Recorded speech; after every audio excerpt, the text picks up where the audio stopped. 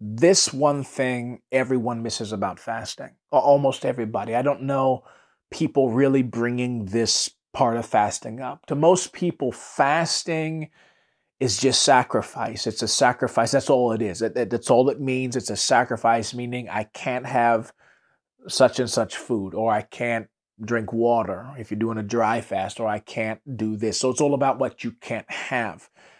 And it's also become about what you want. If I do this, then this will happen. But the reality is fasting is to break the individual down, to humble somebody to such a place to be a recipient of the good things from God. Because we have lots of flesh that we deal with. And I say now more than ever, in this generation, we have access to things that stimulate the flesh like no other time in history. I mean, just with our smart devices being everywhere and the influx of just stimulation and social media and all these various things.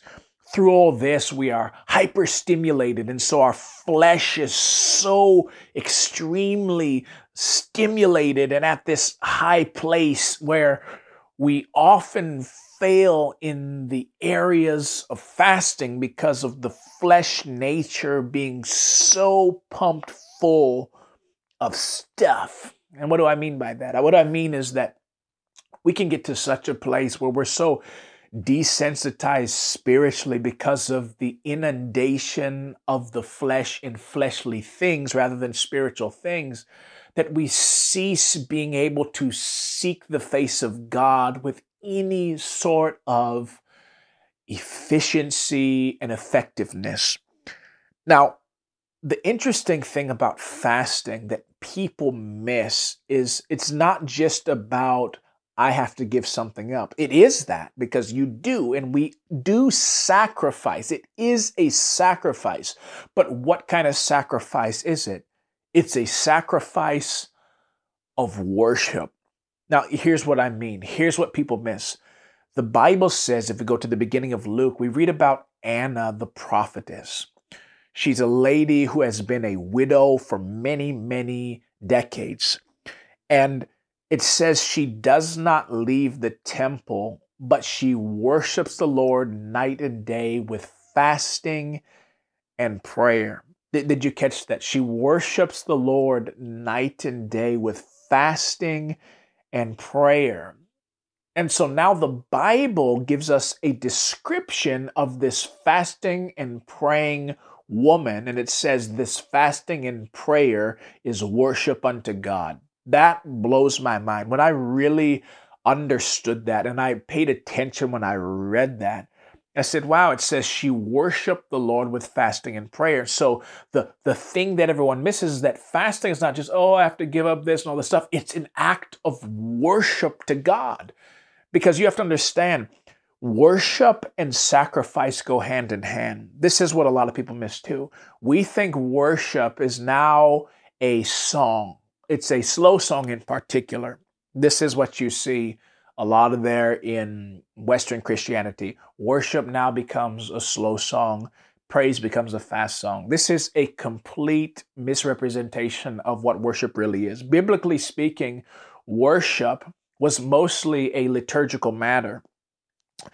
Secondly, the very core of worship, what worship is based upon sacrifice. Even the sacrificial system, think about that. These were considered acts of worship. But let's go to one of the very first times worship is used in the Bible. One of the very first times worship is used in the Bible is when Abraham is going to offer up Isaac.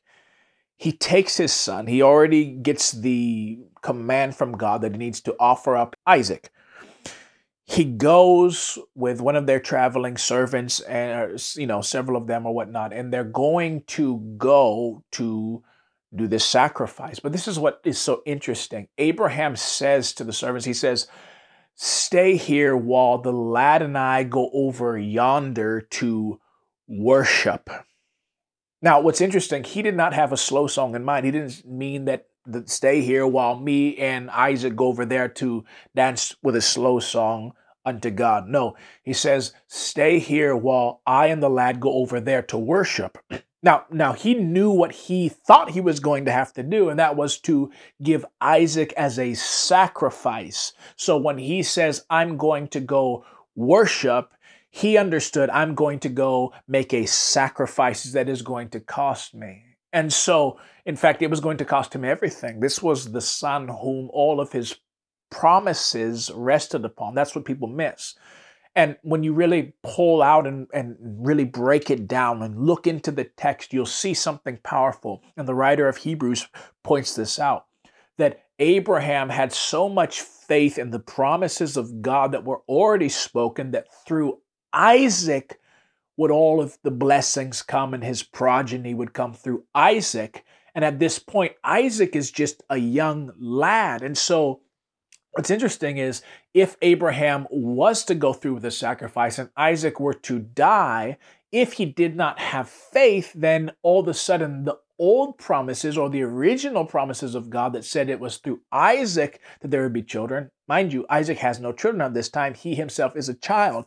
So Abraham had so much faith, and this is where people miss about this. It wasn't that he was willing to offer up Isaac. It was that he was willing to offer up his promises, because he knew that it was through him that all of these other children, like the sands of the sea, like the stars of the sky, would come.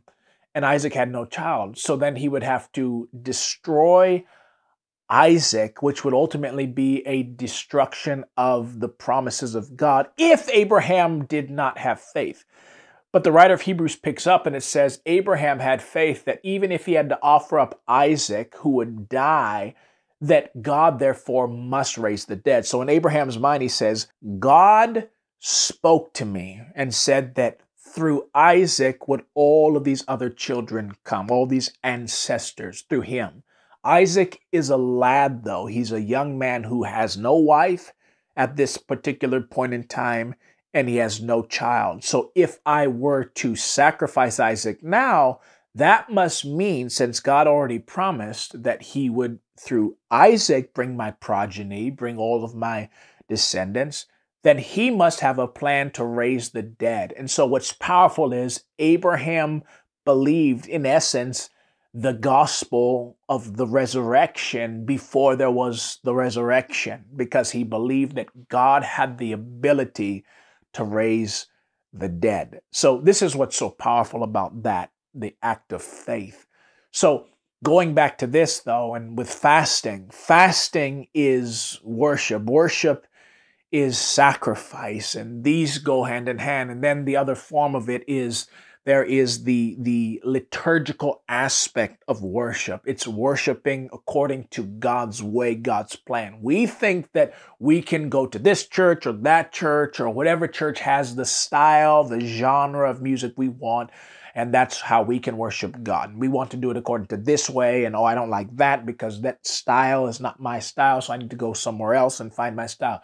This is not about us. Worship is not about us. It's not about what we want. Worship is not about that. It's about the recipient of the worship. How do they want to be worshiped? That is what we need to think about. So, but in this particular video, the concept is fasting. Next time you fast, it's not just about, oh, I got to give up everything. It's about, I'm doing this as worship unto God. You are literally worshiping God. So think about this. A 24-hour fast becomes 24 hours of worship straight.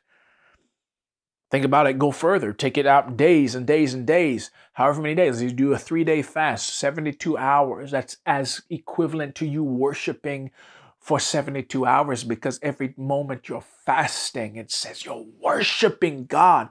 That's a powerful concept. Why do you think fasting, therefore, is so effective of a thing to do, of a discipline? Why do you think that from the time of the early church that they fasted twice a week? That was a normal practice of the Christian church, to fast 2 days a week, on Wednesdays and on Fridays. This is powerful. Why do you think they did the Great Lenten Fast? Why do you think these were in Christian history? Because fasting was a part of being Christian. It's not an optional thing. It's something we should do.